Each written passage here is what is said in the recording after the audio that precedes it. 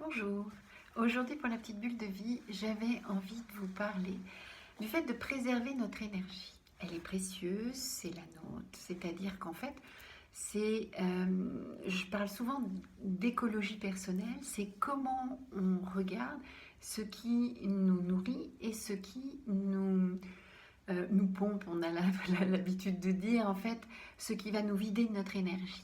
Et parfois, d'être dans un environnement qui ne nous convient pas va pomper notre énergie, va faire en sorte qu'on ne se recharge pas comme on a l'habitude de se recharger.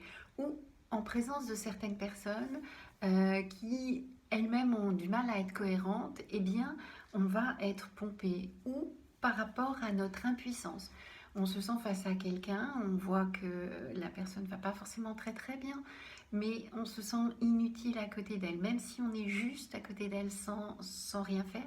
Parfois on peut se sentir inutile ou on peut se sentir qu'inconsciemment la personne elle se nourrit de notre énergie. Ou que nous-mêmes on se positionne dans le fait de vouloir donner de l'énergie à quelqu'un qui n'est pas prêt d'en recevoir. Donc c'est important en fait de regarder comment on préserve notre capital énergétique qui va faire que on se sent bien ou pas, qui va faire qu'en fait on permet aux choses de circuler, d'être fluides avec des personnes, vous rendez compte tout de suite, c'est fluide, on ne sait pas pourquoi.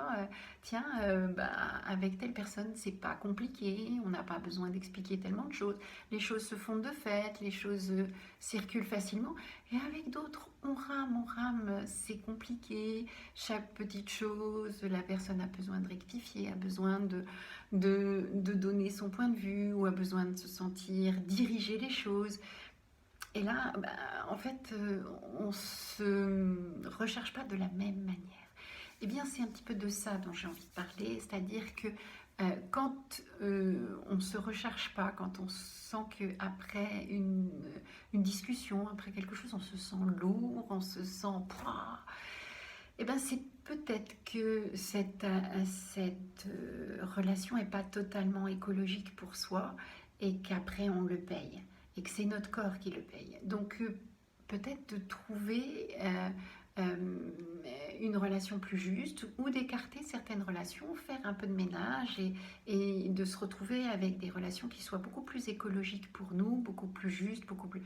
Voilà, l'idée elle est là. Comment je regarde ce qui me va, ce qui me va pas, ce qui me convient, ce qui me convient pas.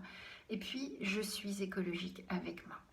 Voilà, c'était la petite bulle pour aujourd'hui. Vous pouvez toujours me retrouver sur YouTube, Instagram et Facebook. Bye bye.